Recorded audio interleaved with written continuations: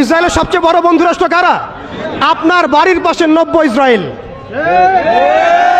আমরা বড় ইসরায়েল সম্পর্কে সচেতন আছি কম বেশি, কিন্তু আপনার ঘরের পাশেই নব্য ইসরায়েলের জন্ম হয়েছে, এই ব্যাপারে আমাদের সচেতনতা নাই।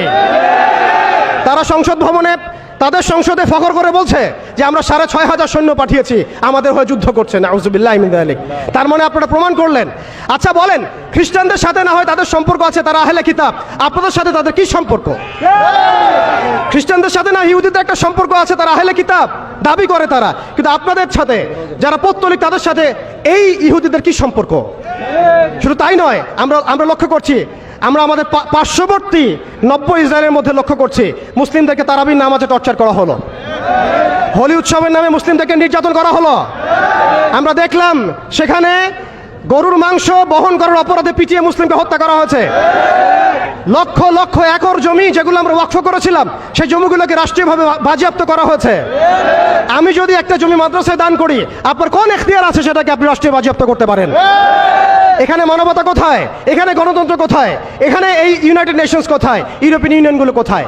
আপনাদের এই সব তথাকথিত তন্ত্রমন্ত্রগুলো এবং তথাকথিত মতবাদগুলো একটা এজেন্ডাই বাস্তবায়ন করছে, তারা পুরো বিশ্বে শুধু দাজ্জালের শাসন কায়েম করতে চায়। এখন মুসলিম ভাইরা, সর্বশেষ কথা হচ্ছে, আমরা উদাত্তভাবে আহ্বান জানাবো, আপনি যে কোনো ধর্মের হন, যে কোনো বর্ণের হন, আপনি যে কোনো ভাষার হন, যে কোনো জাতির হন, আপনি জালেমের পক্ষ নিয়েন না, মাজলুমের পক্ষ নেন।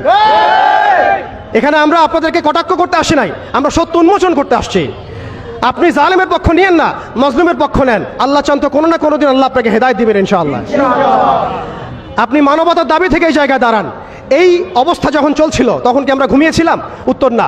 বিগত 100 বছর আমরা ঘুমিয়ে থাকি নাই, সবাই চেষ্টা করেছে কম বেশি, কিন্তু এই সব তন্ত্রমন্ত্রের জালের মধ্যে পড়ে, যেখানে মুসলিম ভূমিগুলোকে ব্যবহার করে তারা মুসলিমদের উপর বোম্বিং করেছে আর মুনাফিকদেরকে তাদের সহযোগী হিসেবে রেখেছে। অতএব তাদের অপশন হচ্ছে, হয় আপনি তাদের দাসত্ব করবেন, না হলে মরবেন। যারা দাসত্ব করেছে তারা সুখে আছে, তাদের কোনো সমস্যা নাই। ইভেন গাজ্জাবাসীর কান্না ওদের কানে পৌঁছায় না, এই বাচ্চাদের মগজের খুলি তাদের কাছে, তাদের চোখে ভাসে না, এই বোনদের ধর্ষণের চিৎকার তাদের কাছে যায় না, এই শিশুদের হাহাকার তাদের কাছে যায় না, এক ফোঁটা পানির জন্য তারা কাঁদছে, এই কান্না তাদের কাছে যায় না। তাদের এই হৃদয় নেফাক দিয়ে এমনভাবে পরিপূর্ণ হয়ে গেছে, তাদের কাছে এই মানবতাহীনতার এই কাজগুলো, দৃষ্টান্তগুলো ওদের কলবের মধ্যে কোনোই দাগ কাটছে না। প্রিয় ভাইরা, এটা কেন হয়েছে? তাদের নেফাকির কারণে। অতএব আপনি যদি দাসত্ব করেন, নেফাকিতে চলে যান, আপনারও কোনো সমস্যা হবে না। কিন্তু আমি অনেস্টলি প্রশ্ন করতে চাই, আপনার মধ্যে কি আল্লাহর ভয় নাই? আপনার আমার মধ্যে কি কাল কিয়ামতের মাঠে জবাবদিহিতার ভয় নাই? আপনি আমি কি লা ইলাহা ইল্লাল্লাহ বিশ্বাস করি না? আপনি আমি কি মুহাম্মদুর রাসূলুল্লাহ বিশ্বাস করি না? আপনি আমি কি মুহাম্মদ রাসূলুল্লাহর উম্মত নই? অতএব আমরাও কখনোই কারো দাসত্বের দিকে যাবো না ইনশাআল্লাহ।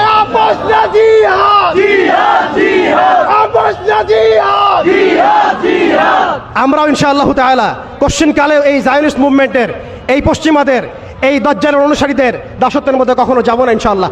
তারা আমাদেরকে অপশন দিয়েছে, হয় দাসত্ব করো না হলে মরো। আমরাও বলে দিব, আমরা ইনশাআল্লাহ তাআলা শহীদ হয়ে যাব, তবু তোমাদের দাসত্ব করবো না ইনশাআল্লাহ।